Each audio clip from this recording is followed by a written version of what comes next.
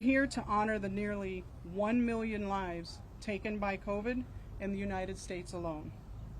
I'm also here as the daughter of Kevin B. Taylor, a Washington, D.C. native, a patriotic American who served his country for more than 20 years in the United States Air Force, and then another 23 years managing social services offices in my home state of Delaware.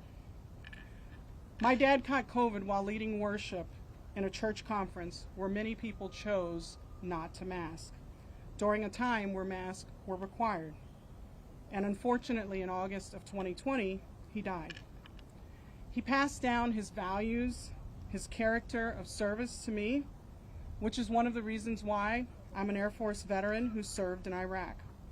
After leaving the military, I had the honor and the pleasure to serve on President Biden's then Senate staff.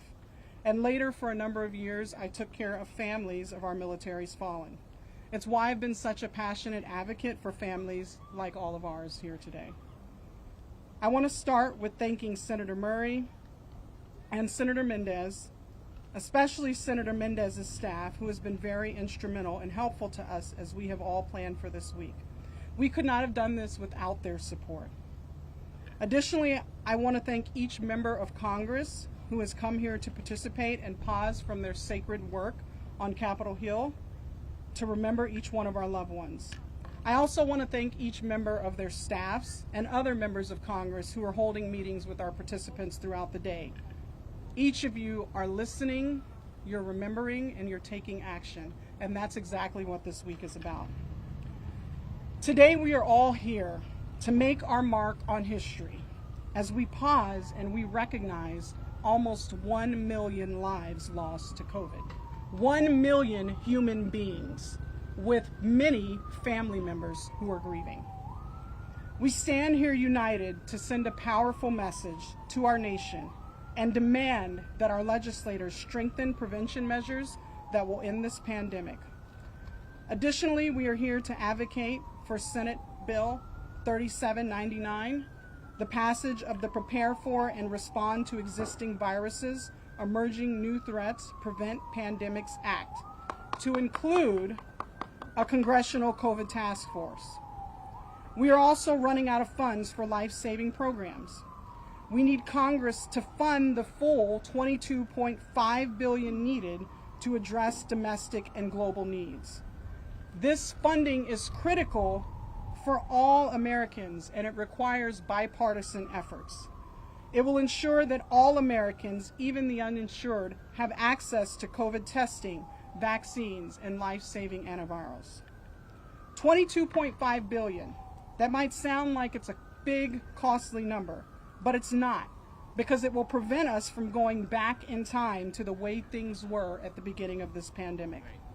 Like in 2020, when my dad was hospitalized, fighting for his life, and my family was told that it would take an act of God or be miraculous just for him to get plasma treatment because it was rare and so hard to find.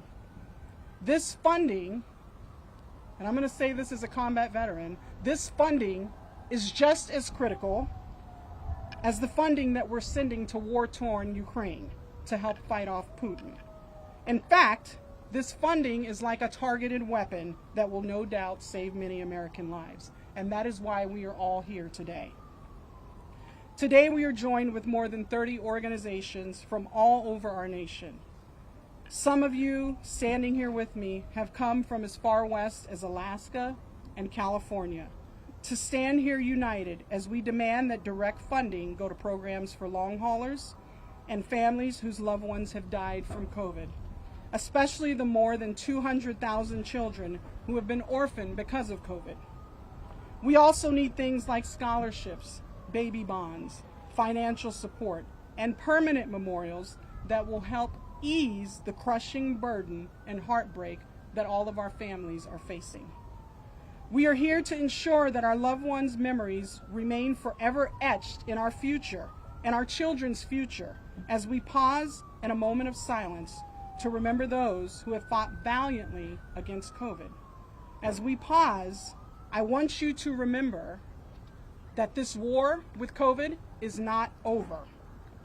So we pause to remember those who are currently infected, like our nation's Vice President, Kamala Harris, or my brother from combat, who is currently battling COVID. We pause to remember those who are still battling the long-term impacts of COVID. And last but certainly not least, we will pause to remember those who, like my dad, valiantly fought as hard as they could and somehow still died as a result of COVID. This is what collective grief and healing looks like, and all of us, everyone in our nation, desperately needs that right now, more than ever. So as we pause, the next voice that you're going to hear will be Senator Murray. She has been such a strong supporter of our cause, and I'm so grateful that she took the time out of our day to speak and be present. Thank you. So we're going to pause, everyone, for a moment of silence or a moment of prayer, whichever you prefer.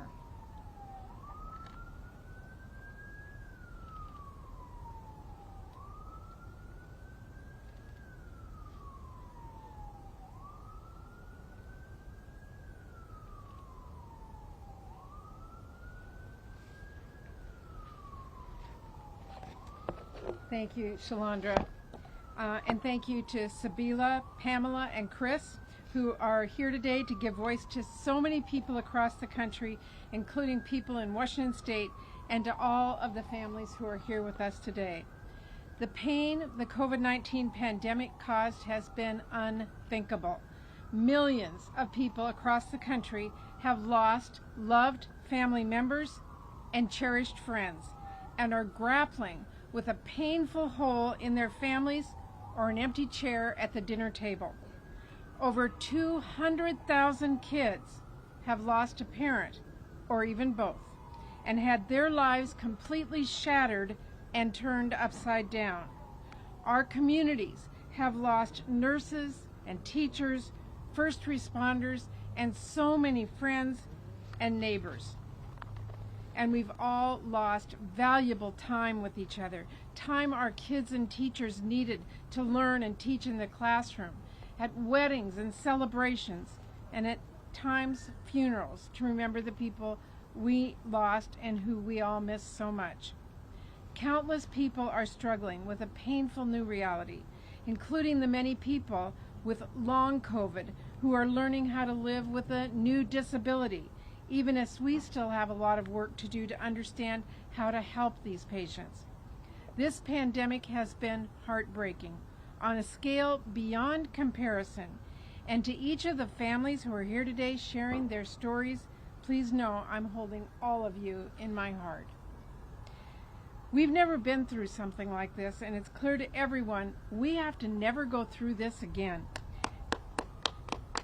And that means we must learn the lessons of this pandemic and take action so we are never unprepared again, which is why I am pushing for more COVID funding to make sure we continue to protect the progress we've made and get our communities the tools they need to keep our families safe for whatever comes next, tests, treatments, or vaccines.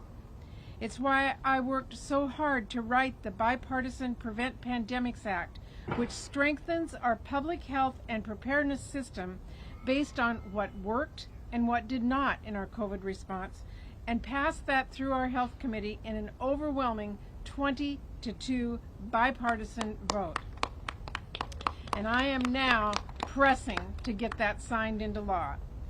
It's why I made sure that that bill included an independent task force modeled after the 9/11 Commission, which will conduct a thorough review of our response to the pandemic to make sure we get a full account of what went wrong, what we need to do to save lives the next time something like this happens. That was non-negotiable for me in this bill. In fact, it has been a priority for me since the earliest days of this crisis. I first actually called for this commission back in March of 2020. And I know it is a priority for Senator Menéndez as well, who will be here shortly. He's been such a strong champion to get this done. We both understand how important this is because we both have been listening to families back home, back in Washington State or back in New Jersey. We have heard stories like the ones of all these incredible advocates who are sharing with us today. We know how much people have lost. We know how hard this has been. They say that those who don't learn from history are doomed to repeat it. And we know we simply cannot repeat this dark chapter of our history ever again. We owe it to everyone who is hurting to learn from this pandemic and to act. And we will not rest until we make sure that happens. Thank you.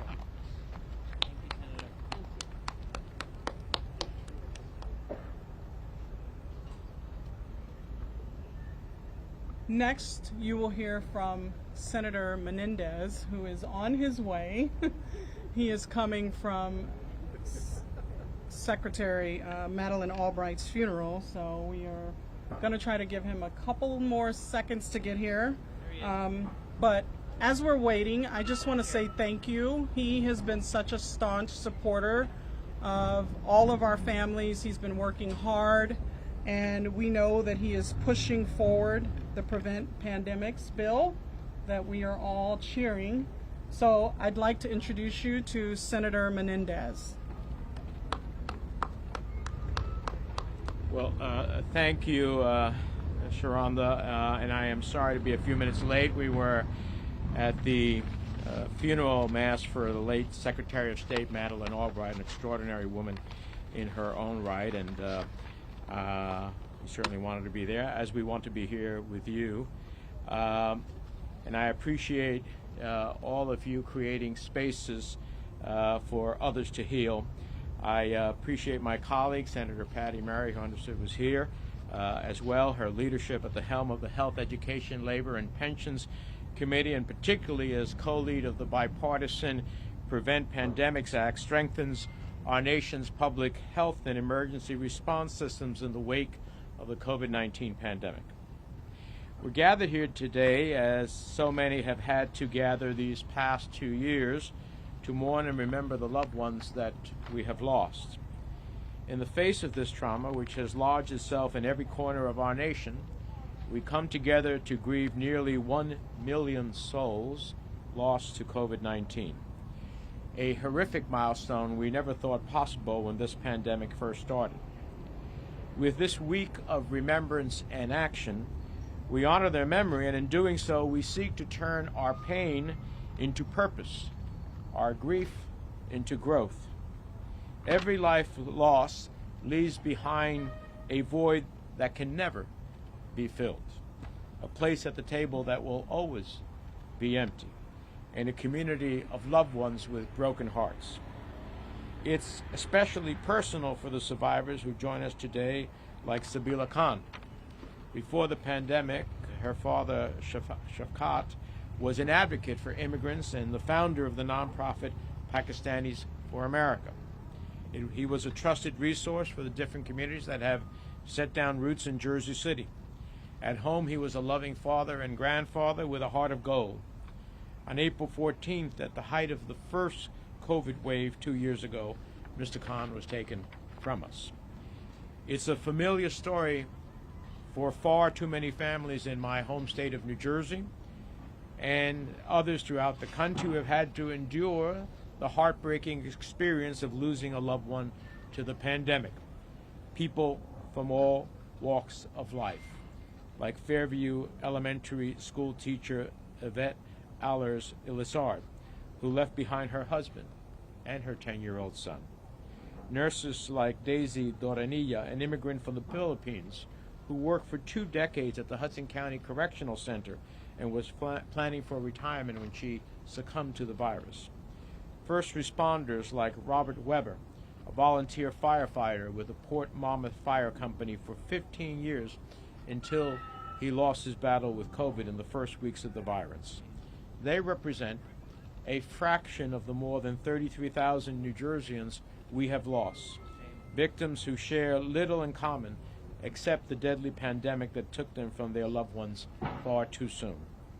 Studies have tried to measure the scale of this collective loss, concluding that for every person lost to COVID, 9 immediate family members have been affected. Think about that.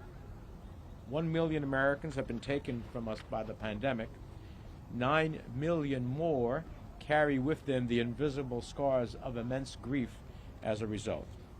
They are sons and daughters, brothers and sisters, mothers, fathers, and grandparents alike. In bearing their burden, they are survivors themselves and have sought out others who similarly share their pain.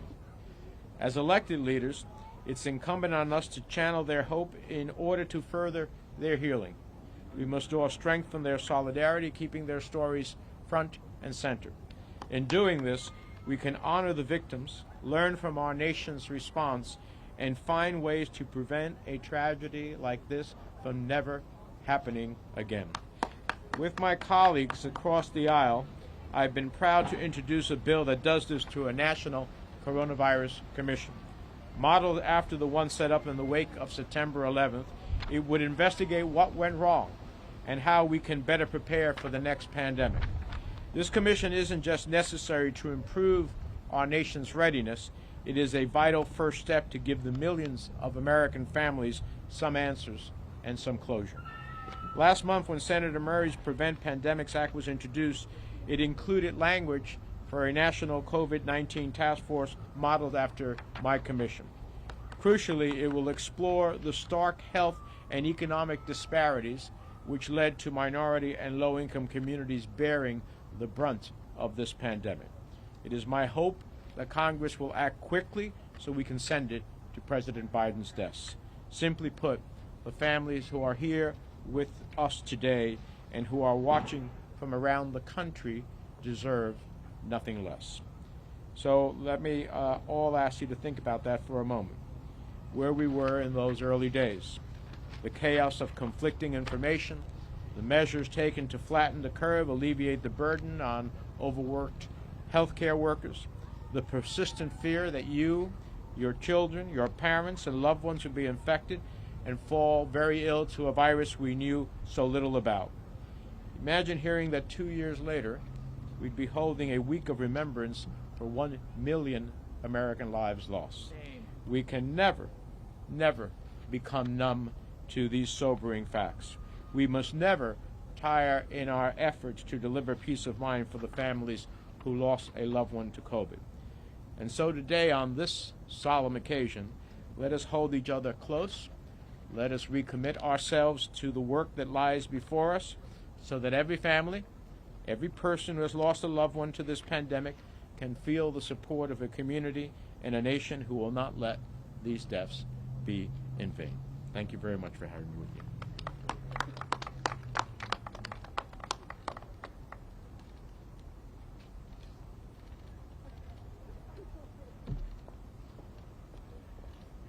Next, I'd like to introduce you to a very special person who was personally instrumental in helping connect me with the COVID community. She's a dear friend of mine and someone I admired dearly. I first learned about the work she was doing shortly after my dad died when I was grieving alone. It was then that I stumbled across the Facebook group that she co-founded along with another young lady, Angelina, from New Jersey. That group, the COVID-19 Loss Support for Family and Friends, is one of the largest Facebook groups that supports survivors of COVID in the U.S. with more than 14,000 members. I'd like to introduce you to Sabila Khan.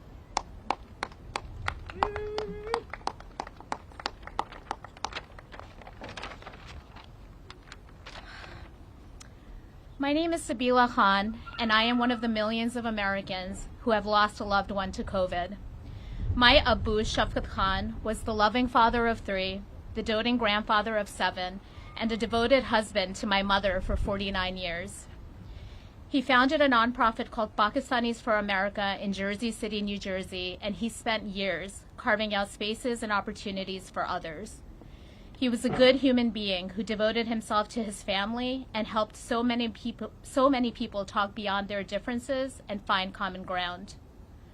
On March 11th, 2020, as the tri-state area started to go into lockdown, the rehab facility where Abu was receiving physical therapy for Parkinson's closed its doors to visitors. We never saw him again. In early April, Abu was rushed to a hospital 3 blocks away from us. Days later, on April 14th, he died alone without his family by his side. Over 2 years later, and it still takes my breath away to imagine the fear, isolation, and trauma that Abu suffered during the last week of his life. It's something that will haunt me for the rest of mine.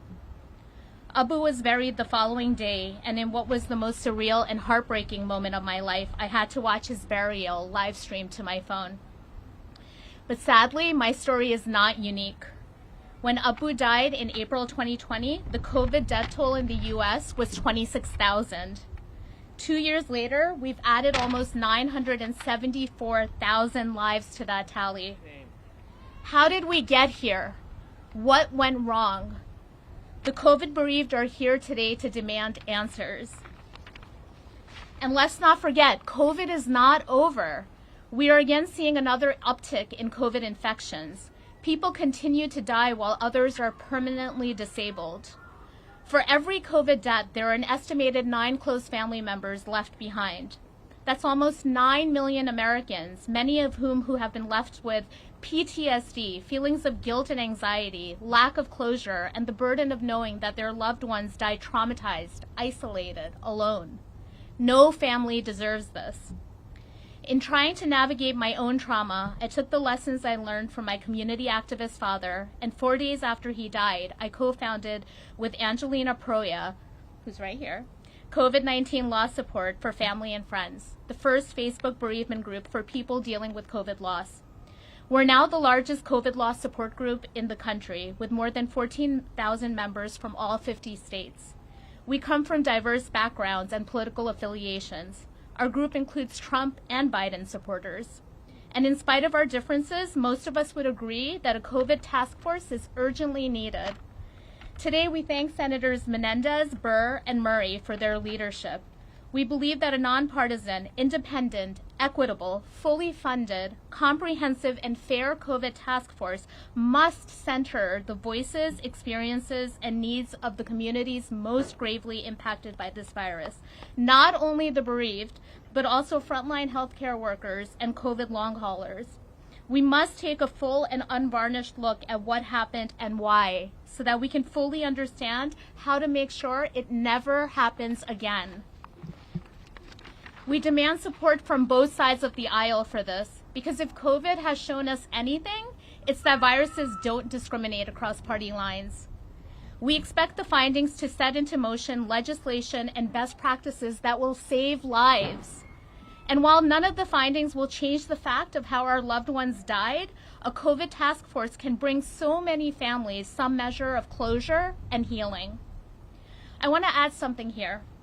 Prior to Abu dying, I never really spoke about the fact that my family and I were undocumented for nearly a decade in the U.S. after arriving in the U.S. in 1982.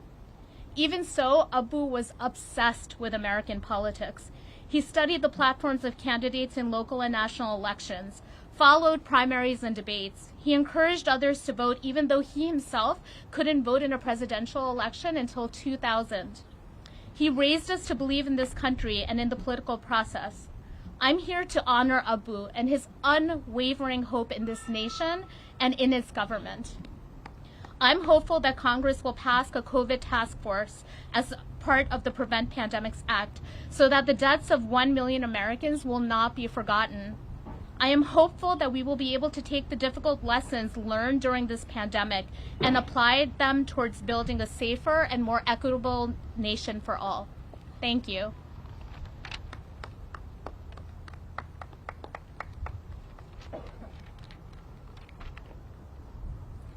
Next, we will hear from Menéndez Marr.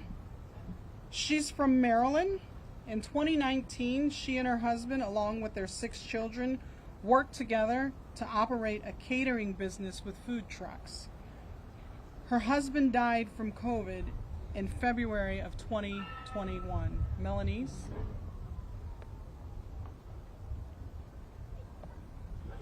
Good afternoon. I find it an honor and a privilege to be given an opportunity to share my story during this National COVID Week of Remembrance and Action. My name is Melanie Smart Thomas, and I am currently a resident of Prince George's County in Maryland. I am a COVID survivor. I am also a mother, a sister, a daughter, and an aunt, a friend, and I am also a widow. So I am here today to speak my husband's name, Charles Thomas Jr., to tell his story, to tell our story, and to provide context to what others see as only numbers on a screen. December 2020, my entire family contracted COVID. My husband's symptoms were the worst. He was hospitalized for over 7 days.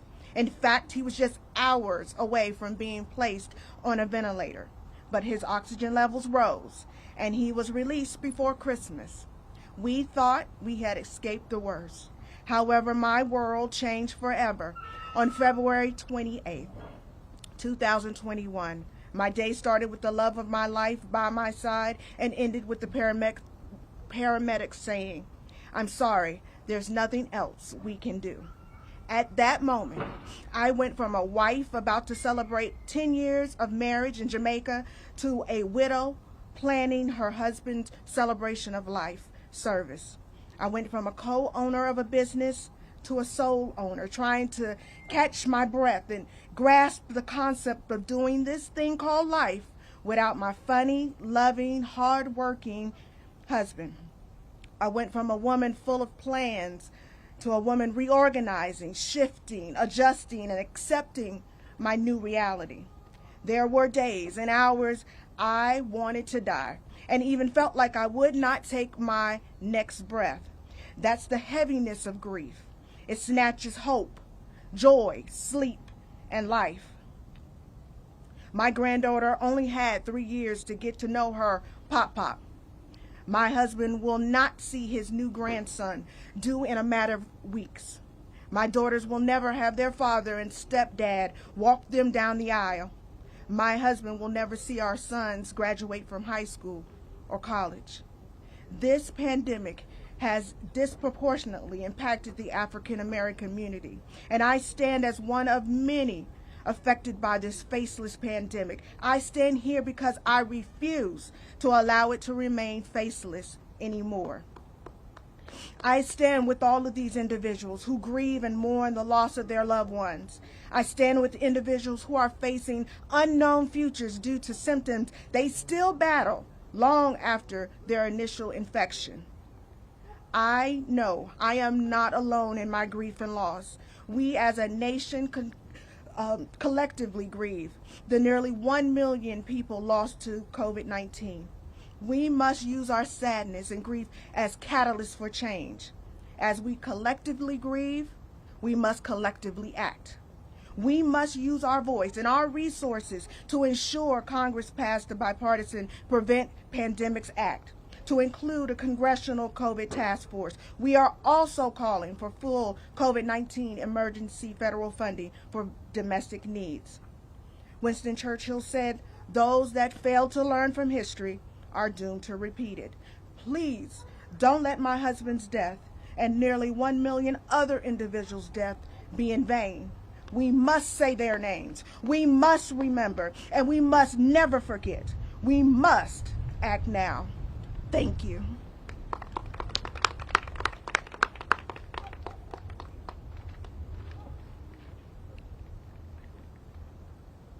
Next, we will hear from Nicole Sperry. Nicole is one of America's mission essential workers and heroes that often goes unrecognized. She's a 5th grade teacher from Virginia who lost her 10-year-old daughter to COVID, and since then started a vaccine awareness page in honor of her daughter. As a mom who spent an entire year virtually last year with my own child, I want to make sure that I personally thank her for taking time from her classroom to be with us today, but also for enduring the turbulent experiences that I know many educators have had to endure during this pandemic. I cannot imagine how difficult it must be to continue serving as a teacher after suffering such an immeasurable loss. So Nicole, from one mom to another, thank you for all you were doing at such a time as this. I'd like to introduce you all to Nicole Sperry.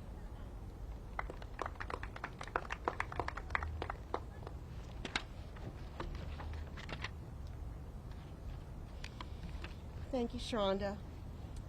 I'm Nicole Sperry, and I'm here representing the members of parents who have lost a child to COVID-19. I assist in moderating the group with Amber and Amanda. You know, I've always imagined speaking at a press conference like this. You know, as a kid, you have these big dreams. Oh, I'm going to speak in front of the government one day. But I never thought it would be at the expense of my child and my heart. Our daughter Teresa was just 10 years old and died on September 27th, 2021 from COVID-19, approximately 1 month before the vaccine was available for her age range. Teresa was one of approximately 1,000 children under the age of 18 that have been taken away from us, not counting the parents that have lost their adult children. So many of the victims of COVID go nameless.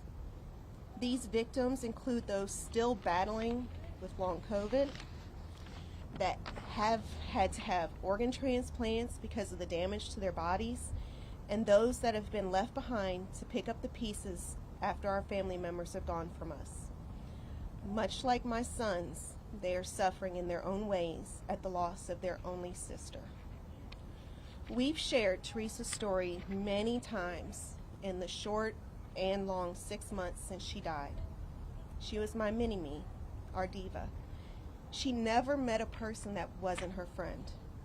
She had words of kindness for strangers in the store, complimenting them on something as simple as their shirt. I didn't make her do that. She loved music and art, and we would sing songs in the car or while watching movies like The Greatest Showman. She loved life and had so many dreams and goals that she wanted to accomplish that I sometimes wondered how she was going to get them done. But I knew that she was just as stubborn as me, that she could do it. We took as many precautions as possible to protect our family from COVID, not because we were worried about her, but because of my husband. He suffers from many medical conditions that put him, like so many of my friends that I have, at high risk. We avoided going to certain places as much as possible. Wherever we went, we wore our masks. Our kids only went back to school in person this school year because we were trying to keep the risk low. I was able to get my vaccine first, then Jeff, my husband, and when the vaccine was available for our teenagers, they got it. Then we felt it might be okay to send our 4 kids back to school. Teresa missed seeing her friends and being in school. She was a giver, and if asked to do anything, she would do it to help. Little did we know that within weeks of her going back to school, she would get sick and just 5 days later, die. I stand in front of you today to ask our government for an independent COVID task force. We need to work together as a nation to try to make sure that we do not have to go through another tragedy that will lead us to another million innocent lives taken from us. COVID is not a political virus. It is not attacking one political party or another. It is attacking those with health conditions as well as people who used to run marathons. We need more work to address the effects of long COVID. Too many survivors are fighting to get the help they need to get medical tests because their insurance won't cover them. We need to support our healthcare workers with the tools, funding, and infrastructure needed. We should also honor the lives lost with a national memorial for people like Teresa. They do not deserve to go nameless. We must find ways to support the children that have been affected by losing their mother, father, brothers, and sisters. Thank you.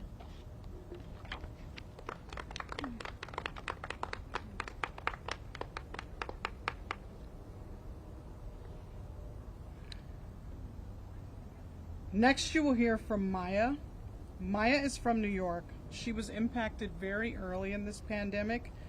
In March of 2020, she became one of the first young women infected with COVID. To put it lightly, she has endured a long and bumpy road just to be here with us today. She's been a strong advocate for long haulers and most recently advocated to introduce a bill into the New York legislature that would provide scholarships for children who've died of COVID. I'd like to introduce you all to Maya McNulty.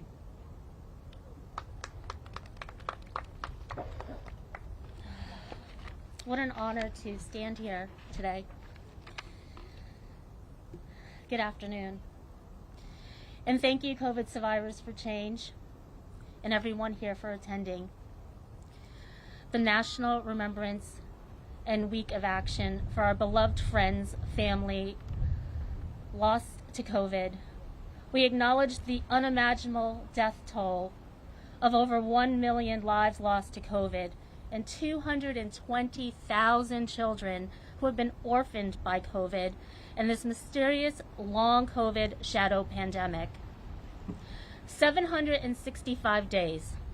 That's how long it's been since I was struggling with 99 of the 200 COVID long haul symptoms, such as cognitive dysfunction, chronic cough, neuropathy, insomnia, shortness of breath, heart palpitations, fatigue, tinnitus, and pains in both my hands and my feet. I'm Maya McNulty from Schenectady, New York. I'm the New York State captain for COVID Survivors for Change, and I'm totally honored to do that job. I have worked in support for a scholarship and baby bonds bill that was already drafted and introduced by Assemblyman Angelo Santabarbara, New York State Assembly. I'm the author of several books. I'm a mom, a wife, a daughter. Pre-COVID, I was a high-achieving entrepreneur, and I've worked with thousands of people for more than 2 decades, creating jobs and opportunities. I battled the coronavirus March of 2020. I was one of the first young females infected. I was hospitalized for 69 days and was in a 30-day medical-induced coma on a ventilator and trached for 6 weeks. As a COVID long hauler, I've had to learn how to walk, talk, and eat all over again. I lost all of my hair and my voice for 10 months, and I'm still recovering steadily. I've turned my pain into potential and created COVID Wellness Clinic, an online program to help long haulers from the comfort of their own home. COVID Wellness is dedicated to the support and education of families and individuals living with serious and debilitating long COVID. Would it be okay if I shared a story? I can best remember while laying in my hospital bed, the pain I felt, the shards of glass attacking my entire body and my skin, my organs. The isolation and the darkness and the hopelessness that I felt, that I couldn't see my family, my husband, my daughter, my parents. It was 69 days of heartbreaking. I was told that my daughter flew home from college to say goodbye to her mom via Zoom. All 3 of my lungs, and I had to learn that I had 3 lungs. I thought I only had 2, but all 3 had collapsed, and I died of respiratory failure. This is one of the most tearful and painful memories. Under the care of medical professionals, I've regained lung function of 70% in the past 25 months. I know that my story makes me look and feel like one of the lucky ones, but sometimes I don't really feel lucky. I know that at the dinner table worldwide, that there are millions of empty chairs. These chairs belong to our loved ones. They are not just a number. 2 years after the pandemic begun, and I was the first sick, 1 million long haulers are suffering the aftermath. I'd like to share a few of their stories with you today as well. Too many whom have been overlooked by their doctors and our healthcare system. Dr. Robbie Tarango from Florida. She's a clinical psychologist in the Navy. She contracted COVID while caring for one of the patients who's still in active duty. She is no longer able to return to the Navy or her private practice. Cynthia Adding from Northern Virginia. She's been to the emergency room more than 30 times in the past 2 years. Another long hauler was another long hauler was told by her dentist that long COVID is not a real disability. Robin Burke from Oklahoma struggles with vision issues, brain fog, neuropathy, and despite this, she continues to work with veterans. She treats inpatient psychiatric units because she is seeing a staggering increase in the need for mental health and funding. We are asking Congress to pass the bipartisan Prevent Pandemic Act, the bill numbers S.3722. That would include a congressional COVID task force. We're also calling for COVID-19 emergency federal funding for Americans. In New York State, we are working to support some of the country's estimated 220,000 children orphaned by COVID. By advocating for scholarships and baby bonds, these children also need our help. Finally, we need healthcare education and funding so that medical communities can diagnose and treat long COVID. Thank you today. I appreciate you all.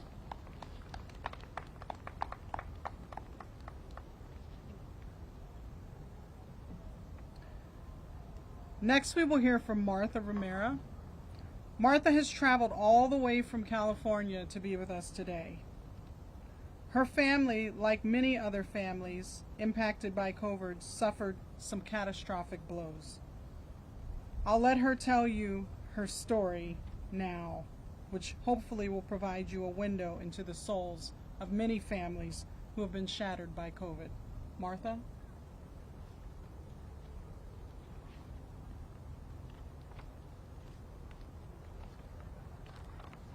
Good afternoon. My name is Martha Romero, and as Sharonda mentioned, I am here from California. My parents caught COVID in July of 2020.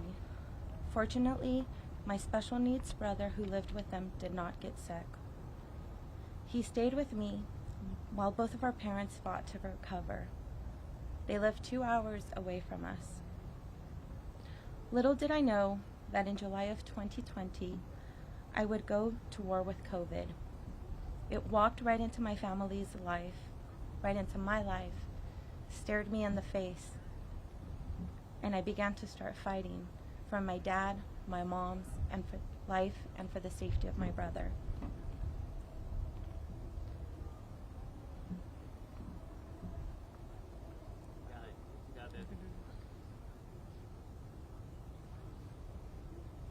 I remember my mom calling me to give me her goodbyes, to give me instructions on how to care for my brother, all while my dad was in the hospital fighting COVID. A few weeks later, my dad did the same thing, called me desperate because he couldn't breathe on a CPAP machine, saying, "I can't handle this."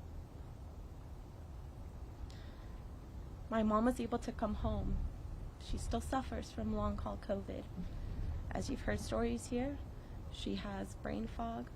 She has other issues. Unfortunately, my dad fought COVID 1 week shy of 6 months. Limited visits and FaceTime calls allowed us to have what would now be my last moments with my dad, Jose de la Cruz Romero Mercado. After 3 different discharge dates, he took a turn for the worst at the end of January. January 28th, the day that my world went dark. The day I didn't see coming, the call I didn't expect to receive on that rainy California night. Moving forward 9 months later, on his 85th birthday, COVID would again stare my family in the face and take my grandfather, Modesto Emilio Palacio Reyes, away from us, all the way in Nicaragua. In 2021, my family lost our foundations. We lost those that made us feel protected, especially my brother. My brother looked up to my dad so much for protection. And as I mentioned, my mom survived, yet still struggles with long COVID. You may not hear from us or about our war stories because what we have seen and experienced is too painful. I have pictures that I cannot find to share with anyone. And as of today, it's been a year and it's been 15 months and we have not been able to bury my dad's ashes.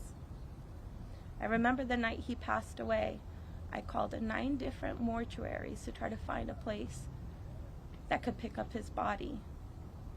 That is not what I was thinking of doing after I got that call. 2 months later, I received his ashes. I went to bed every single night knowing that my dad was in a storage container full of bodies. Just wishing that I could sit there and just be with him, see him one last time. The last picture I have of my dad was me with my Cal Poly Pomona school t-shirt. And I told him, Dad, you have to make it home because I want you to walk with me. I want you to be there when I graduate. I am a year away from graduation, and it is difficult to know that this milestone, a big milestone in my life, is going to happen and he's not there.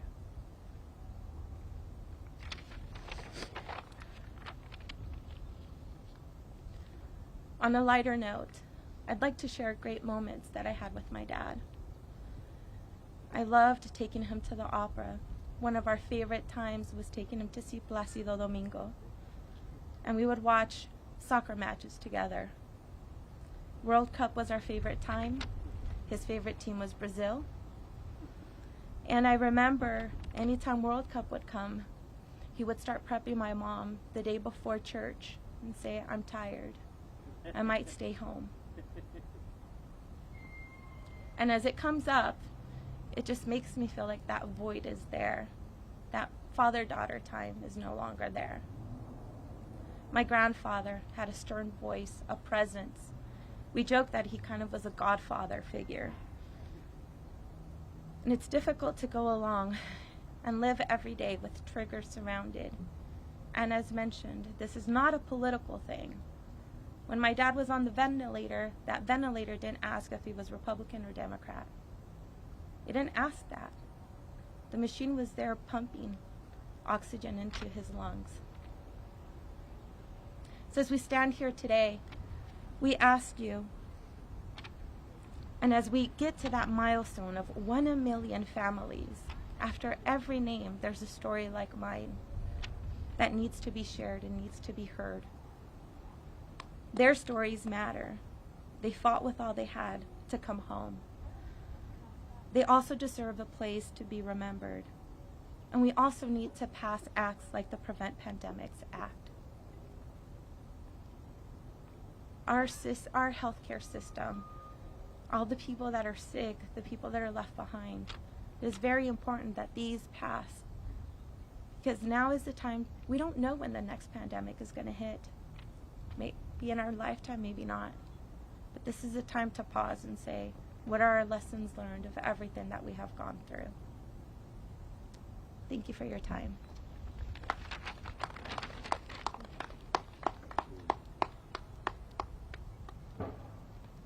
Thank you, Martha. I want to pause for a moment before I say anything else. Everyone here has shared personal stories, transparent stories. Stories that are courageous to tell in light of what's happening right now in our country.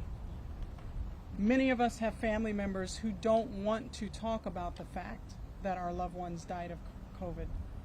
There are many people in this country right now who are grieving, who you may never know have lost their loved ones to COVID. What we're asking for in light of what has happened in this pandemic in America is small. It's not big, it's small in light of all the stories that you've heard. These stories that you've heard today are a very small portion of the stories that we all know from people who have experienced COVID in our community. Next, I'd like to introduce Chris Kocher. Chris Kocher is a very humble man, but I'm going to praise him in this moment.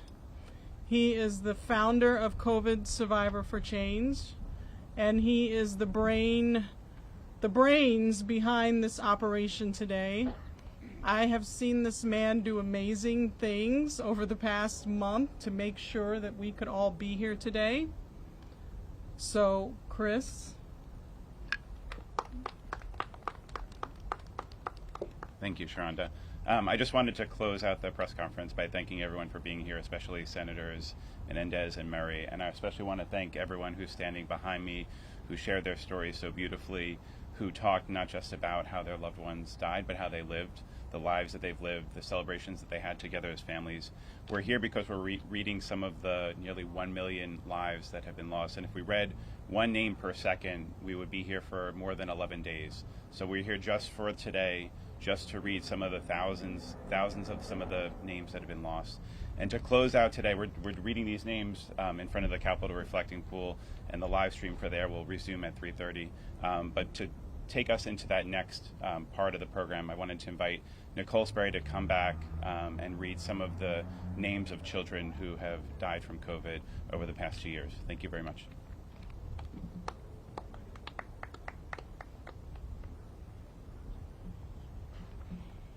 All right, so if I mess up any of these names, like they say, charge it to my head and not my heart. Aaliyah Outerbridge, Chad Dorrell, Johnny Probicki, L.J. King, Brianna Legg, Chris Pippins, Gabriella Blakely, Danny Catter, James and Joshua Andrus, Heather Buchanan, Braden Wilson, Rita Traylor, Eddie Hernandez, Stephen Heimer, Kyle Dixon, Sean Crawford. I have more.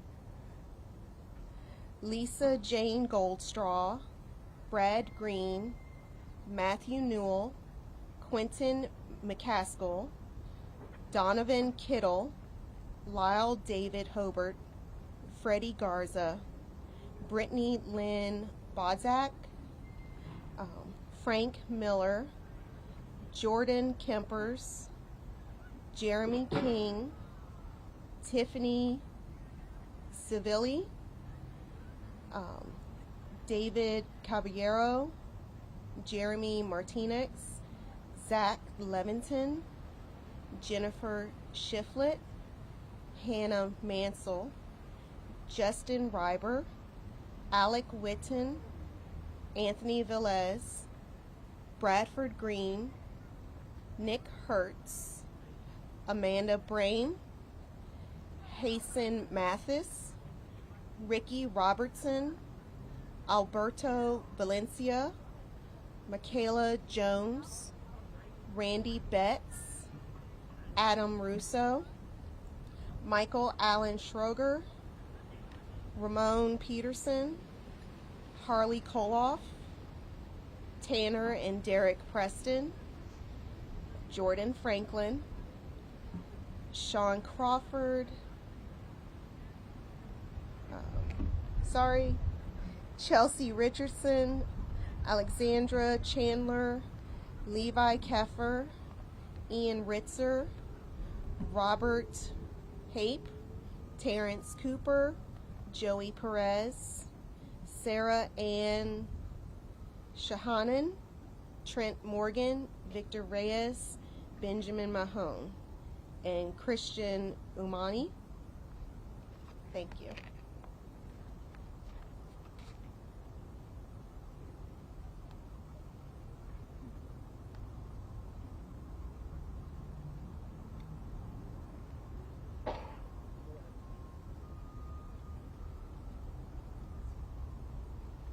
We'd like to thank all of you for watching and attending and your participation today. This concludes our press conference. Thank you all.